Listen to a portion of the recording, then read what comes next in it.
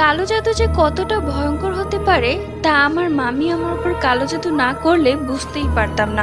নিজের আপন মামি কালো জাদু করবে এটা কখনোই ভাবতে পারিনি। কিন্তু আমার কপাল এতটাই খারাপ ছিল যে আমি তার শিকার হয়ে গেলাম। মূলত তার মেয়ে আর আমি একই ক্লাসে পড়ি। তার মেয়ের গায়ের রং শ্যামলা আর আমি ফর্সা। এটাই ছিল আমার দোষ। বাড়িতে যত সম্বন্ধই আসতো সব আমার জন্য, তার মেয়ের জন্য আসতো না। তার মেয়ের জন্য সম্বন্ধ আসলেও তারা আমাকেই পছন্দ করতো, কেননা আমরা একই বাড়িতে থাকি। এটাই কি আমার দোষ ছিল? তাই রাগে ক্ষোভে মামি আমার উপর কালো জাদু করে। মূলত আমাকে মরণবাণ মারা হয়েছিল, যাতে আমি খুব শীঘ্রই মারা যাই আর তার মেয়ের বিয়ে হয়ে যায়।